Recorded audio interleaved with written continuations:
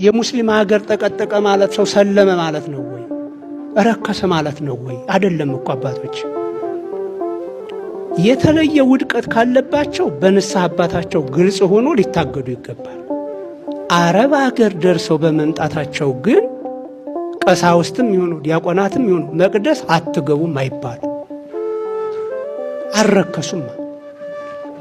ለስራ ይሄዳሉ ነው።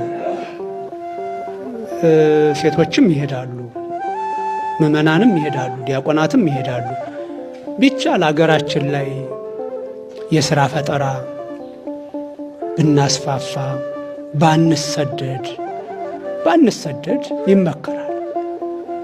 ግን ደግሞ ያን እስከምናደርግ ድረስ አንዳንድ ወንድሞቻችን ለሥራ ብለው ዲያቆናት ወደ ውጭ ዓለም ከሄዱ ሲመለሱ መቅደስ ይገባሉ። ተቸገርን ነው። ምንድን ነው ችግሩ? አባቶች አሁን በዚህ ላይ ያለን ግንዛቤ ትክክለኛ ሊሆን ይገባል። አረቡ ዓለም ላይ የኢትዮጵያ ኦርቶዶክስ ተዋሕዶ ቤተ ክርስቲያን ጳጳስ መድባለች እኮ ጳጳስ መድባለች። ምናልባት ጅዳ ላይ ብቻ ካልሆነ በስተቀር አብዛኛው የአረቡ ዓለም ቤተ ክርስቲያን አለ። የኛ ቤተ ክርስቲያን አለ። ጳጳስ ተመድበዋል። ዲያቆናት ቀሳውስት ተመድበዋል። ዲያቆናቱ ሲሄዱ እስከ አርብ ድረስ የግል ስራቸውን ሲሰሩ ይሰነብታሉ። በአረቡ ዓለም እንደ እሑድ የሚከበረው አርብ አይደል? አርብ ነው ረፍቷቸው። ልክ እንደ እሑድ እሷን ተጠቅመው ጳጳሱም ተገኝተው ዲያቆናቱም ተገኝተው ቅዳሴ ይቀድሳሉ፣ ይቆርባሉ። ምዕመናኑም ተገኝተው ያስቀድሳሉ፣ ይቆርባሉ። እንድትረዱ ብዬ ነው፣ እንድትረዱ። ከዛ በኋላ ዲያቆናቱ ስራቸውን ጨርሰው የያዟትን ይዘው ወደ ሀገራቸው ይመጡ ይሆናል። ሊቀ ጳጳሱም ይመጣሉ። አሁን ሊቀ ጳጳሱንም እነሱንም ቄደር እናጥምቅ? ምንድን ነው የታሰበው? አባቶች አረብ ዓለም የሙስሊም ሀገር ተቀጠቀ ማለት ሰው ሰለመ ማለት ነው ወይ? ረከሰ ማለት ነው ወይ? አይደለም እኮ አባቶች።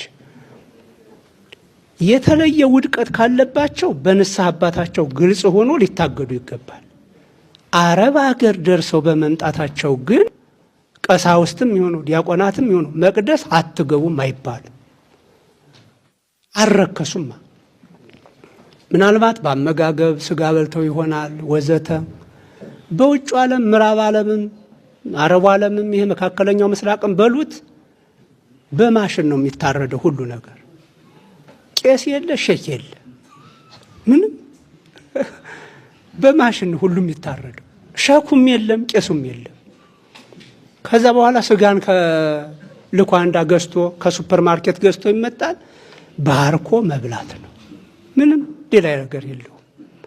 ስለዚህ በአመጋገብም ከሆነ ይሄ ነው ጉዳዩ። የሚያረክስ ነገር የለውም አባቶች።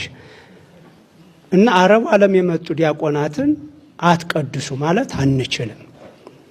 በግል ቄደር መጠመቅ ካለ አገር ውስጥም ያለ ዲያቆን የሚጠመቅበት አግባብ ይኖራል። በንስሐ አባቱ ተመርምሮ አገር ውስጥ ያለች ሴትም ቄደር ሊያስፈልጋት ይችላል። እንደየግል ህይወቷ ማለት ነው። አረብ አገር ስለሄደች ግን ግድ ቄደር ተጠመቂ ተብላ አትያዝም። ለዚያውም ደግሞ ይሄን ያህል ብር ክፈይ እየተባለች ይሄን ያህል ብር ክፈይ ቄደር ለመጠመቅ በጣም የሚቸገሩ አሉን። ከተማ ላይ ገጠር ላትጠይቁ ትችላላችሁ። ይሄን ያህል ሺህ ብር ክፈይና ቄደር ተጠመቂ አለበለዚያ ቤተክርስቲያን አትገቢም ትባላለች።